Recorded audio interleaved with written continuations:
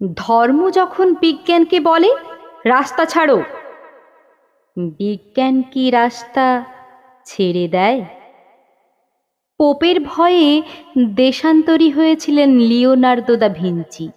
সারাদিন একটা অন্ধকার ঘরের মধ্যে পায়চারি করতেন গ্যালিলিও গ্যালিলেই।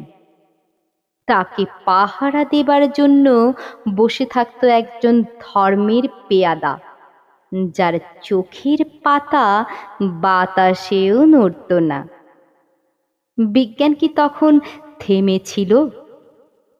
তীর্থের পাণ্ডাদের হই হই, তাদের লাল চোখ কি পেরেছিল পৃথিবীকে বেঞ্চের উপর দাঁড় করিয়ে সূর্যকে তার চারিদিকে ওঠ বোস করাতে? ধর্ম যতদিন দুঃখী মানুষকে বেঁচে থাকার সাহস দেয়, ততদিন রাস্তা নিয়ে কারোর সঙ্গে তার ঝগড়া থাকে না। রাস্তা কারো একার নয়, বরং তাকেই একদিন রাস্তা ছাড়তে হয় যার স্পর্ধা আকাশ ছুঁয়ে যায়। বিজ্ঞান যখন প্রেমের গান ভুলে ভাড়াটে জল্লাদের পোশাক গায়ে চাপায়, আর রাজনীতির বাদশারা পয়সা দিয়ে তার ইজ্জত কিনে নেয়, আর তার গলা থেকেও ধর্মের ষাঁড়েদের মতোই কর্কশ আদেশ শোনা যায়, রাস্তা ছাড়ো, নইলে।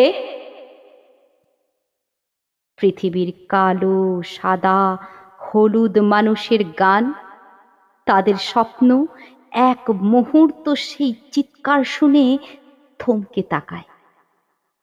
তারপর যার যেদিকে রাস্তা সেদিকে মুখ করেই তারা সামনে, আরো সামনের দিকে এগিয়ে যায়। কেউ কাউকে রাস্তা ছেড়ে দেয় না, যতদিন এই পৃথিবীতে গান থাকে, গানের মানুষ থাকে, স্বপ্ন থাকে।